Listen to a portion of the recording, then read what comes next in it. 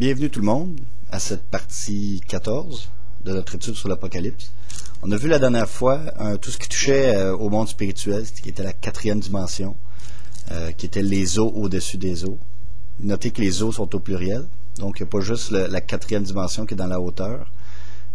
Paul nous parle d'un troisième ciel même, dans 2 Corinthiens 12:2, qui est allé au troisième ciel, qui est le temple, qui est le trône de Dieu, qui est élevé au-dessus de ces eaux-là. Donc, on va voir un peu avec cette perspective-là du monde spirituel, que c'est pas juste un monde imaginaire, c'est pas juste un monde de pensée, mais c'est vraiment une réalité qui est là. Et notre réalité, à nous, en 3 dimensions, elle est incluse dans cette réalité ultime-là, en 4 dimensions, et on n'est que l'ombre des choses à venir. On est juste une image cheap, un peu, de ce qui est pour vrai. On va regarder dans Apocalypse 4.4, donc on va regarder c'est qui les 24 anciens. Autour du trône, il y avait 24 autres trônes, et je vis sur ces trônes 24 anciens assis, vêtus de vêtements blancs, et ayant sur leur tête des couronnes d'or. Donc l'interprétation classique de ça, c'est ça c'est les 12 disciples, puis les 12 fils d'Israël, c'est leurs 24 trônes. Mais quelque chose qui colle pas avec cette interprétation-là, c'est qu'il n'y a pas de monde. La résurrection des morts se fait quand? Au dernier jour. On n'est pas encore au dernier jour. Donc, il faut que ce soit des gens autres que des gens qui sont ressuscités. Donc, si vous regardez dans Matthieu 19:28, c'est probablement un verset qui est mal compris, que le monde prenne ce verset-là pour dire, voici, regardez, les 24 trônes, c'est les 12 apôtres.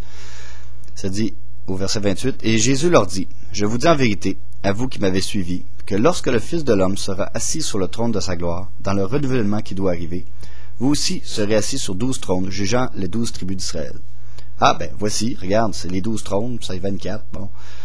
Par contre, ce qui colle pas encore avec cette interprétation-là, c'est que quand le Fils de l'homme sera assis sur le trône de sa gloire, dans le renouvellement qui doit arriver. Donc, au chapitre 4 d'Apocalypse, c'est pas encore le renouvellement, c'est le début de l'Apocalypse. Le renouvellement de toute chose, c'est à la fin. C'est quand, juste avant le renouveau, les nouveaux cieux, nouvelles terres. Ça dit ici, dans Apocalypse 24, « Et je vis des trônes sur lesquels s'assirent des personnes, et leur furent donnés de juger. » Puis là, ça continue, puis, en gros, c'est Christ qui commence à régner pour 1000 ans. Il parle de ces trônes-là. Il parle des trônes qu'on va avoir à la fin, au renouvellement de toute chose.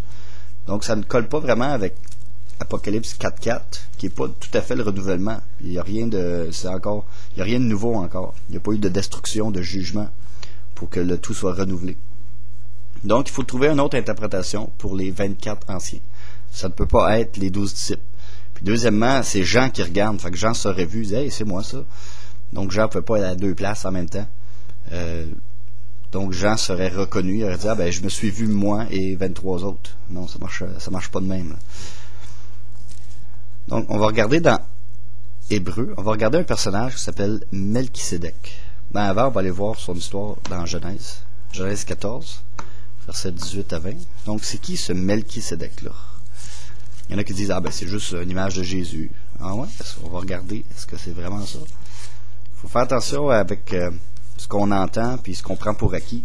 Est-ce qu'on s'est vraiment basé sur la Bible ou on a entendu une fois quelqu'un dire ça puis on n'a pas vérifié?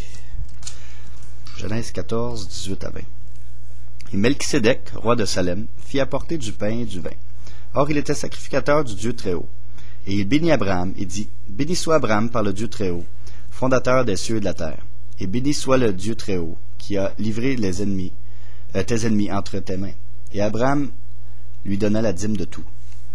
Donc, on voit un premier indice, c'est qui Melchisédek? C'est le roi de Salem. Puis c'est le sacrificateur du Dieu Très-Haut. Ils disent, c'est un sacrificateur. On va regarder dans Hébreu. Ça nous rappelle un peu l'histoire de Melchisédek. L'auteur nous rappelle ça. Puis il donne un peu plus de détails. Donc, Hébreu 7, versets 1 à 3. Car c'est ce Melchisédek, roi de Salem, et sacrificateur du Dieu Très-Haut, du Dieu souverain, qui alla au-devant d'Abraham lorsqu'il revenait de la défaite des rois, et qui le bénit. À qui aussi Abraham donna la dîme de tout, le butin. D'abord, Melchisédek signifie roi de justice. De plus, il était roi de Salem, c'est-à-dire roi de paix. Il a été sans père, sans mère, sans généalogie, n'ayant ni commencement de jour, ni fin de vie. Rendu semblable au Fils de Dieu, il demeure sacrificateur pour toujours. Donc, on voit qu'il est rendu semblable au Fils de Dieu. Donc, est-ce que c'est le Fils de Dieu? Non, c'est quelqu'un qui est semblable au Fils de Dieu. Il y a sans père ni mère, sans généalogie. Est-ce que Jésus a un père? Oui. Est-ce que Jésus a une mère? Oui. Est-ce que Jésus a une généalogie? Oui. On voit sa généalogie dans Matthieu puis dans Luc. Donc, est-ce que ça peut être Jésus? Non. Ça répond pas à 3 critères ici. Donc, puis on voit que c'est un sacrificateur du Dieu très haut pour toujours. Alors, on va regarder un peu plus loin au verset 15 à 17. On a d'autres indices. Et cela devient encore plus manifeste quand il s'élève un autre sacrificateur selon la ressemblance de Melchisédek, qui a été institué non selon la loi d'une ordonnance charnelle, mais selon la puissance d'une vie impérissable. Donc, ça va parler de Jésus. C'est que Jésus est devenu un sacrificateur selon la ressemblance de Melchisédek. Donc, il est en train de comparer Jésus qui est à la ressemblance de Melchisédek. Puis plutôt, on a vu que Melchisédek est à la ressemblance du Fils de Dieu. Donc, on voit qu'ils se ressemblent, mais c'est pas le même. Qui a été institué non selon la loi d'une ordonnance charnelle, mais selon la puissance d'une vie impérissable. Car il rend ce témoignage. Tu es sacrificateur pour l'éternité, selon l'ordre de Melchisédek. Ah, on en prend une autre affaire, là, ici. L'ordre. Un ordre. C'est quoi un ordre? C'est minimum 2, mais souvent, 2, c'est un duo, c'est pas un ordre. Un ordre, c'est plusieurs. Donc, il y a l'ordre de Melchisédek et il y a l'ordre de Aaron. L'ordre de Aaron, c'est tout simplement la représentation 3 dimensions, ou la représentation terrestre d'une réalité céleste. Et l'ordre d'Aaron est arrivé beaucoup plus tard, beaucoup après Abraham, Isaac et Jacob. On va regarder dans Hébreux 9, 23-24. On avait déjà lu ça quand on parlait du temple. Il était donc nécessaire que les emblèmes des choses qui sont dans les cieux fussent purifiés de cette manière, mais que les choses célestes le furent par des sacrifices plus excellents que ceux-ci. Car Christ n'est point entré dans un sanctuaire fait de main d'homme, image du véritable, mais dans le ciel même, afin de comparaître maintenant pour nous devant la face de Dieu. Donc, image du véritable. Tout ce qu'il y avait sur la terre, c'était l'image du véritable temple. Donc, il y avait un temple qui était en 3 dimensions, qui était fait de pierre, qui était l'image ou la reproduction ou la cheap copy, hein, une copie tridimensionnelle de la réalité en 4 dimensions ou du temple céleste. Donc, s'il y a un temple céleste, il y a des sacrificateurs aussi. S'il y a des sacrificateurs terrestres, il y a des sacrificateurs célestes. Et Melchisédek était un de ces sacrificateurs-là. C'est-à-dire c'était le sacrificateur du Dieu très haut. C'est plus un être spirituel. Il y a plus que juste des anges. Il y a des séraphins, des chérubins, il y a des archanges. Donc le terme ange est un peu un terme générique. Mais il y a des sacrificateurs du Dieu très haut, qui est un être spirituel qui sert dans le temple céleste. Et si vous regardez dans 1 Chronique 24, David fait la liste de 24, pas David, mais l'auteur, fait la liste de 24 Lévites que David avait appointés. Donc, ces 24 Lévites-là faisaient le service à tour de rôle pendant toute l'année. Et c'était une représentation des choses célestes. Chaque chose, Hébreux 8.5, est une représentation du temple céleste. Donc, on peut présumer qu'il y avait 24 sacrificateurs qui servaient à tour de rôle. Et puis, quelque chose qui est vraiment intéressant, c'était le roi de Salem, Melchisédek, donc il y avait une couronne. Hein, on voit les 24 anciens ont une couronne. Ce qui est intéressant, c'est qu'il y a environ 2400 ans entre Noé et Moïse et la loi, l'ordre d'Aaron. Parce que les sacrifices ont commencé avec l'ordre d'Aaron, mais il y avait des sacrifices avant. Caïn et Abel ont fait des sacrifices. Abraham a fait des sacrifices. Il y a énormément de saints de l'Ancien Testament qui ont fait des sacrifices à l'Éternel. Ça prenait des sacrificateurs.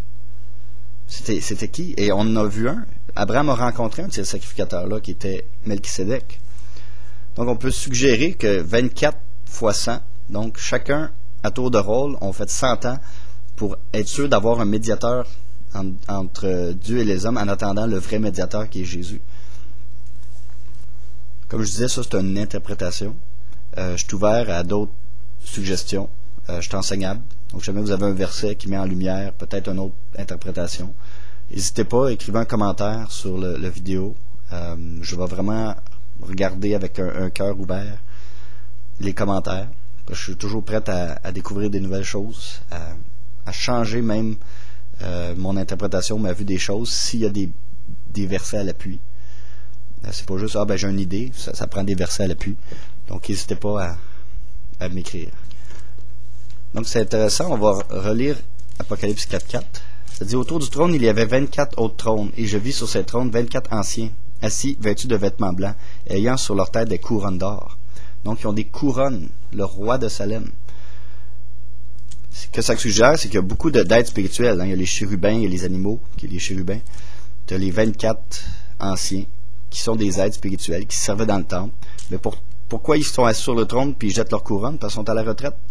Jésus est le dernier de cet ordre-là. Donc, c'est comme le 25e. Jésus fait partie de l'ordre de Melchisédek. S'il y a un ordre, c'est qu'ils sont plusieurs. Donc, s'ils sont 24. Et Jésus est le dernier sacrificateur et celui qui va demeurer pour l'éternité. Donc, les 24 autres n'ont rien à faire, sauf adorer Dieu, puis jeter leur couronne. Donc, je vais m'arrêter ici, pour l'instant, puis on va toucher un peu la Genèse pour la prochaine partie, parce qu'on veut comprendre un peu les trompettes, puis les 144 000. Mais pour ça, il faut faire un petit flashback de qu'est-ce qui s'est passé au tout début, pour comprendre un peu le monde spirituel aussi, puis le monde, la réalité spirituelle. Donc, on va voir ça dans la partie 15.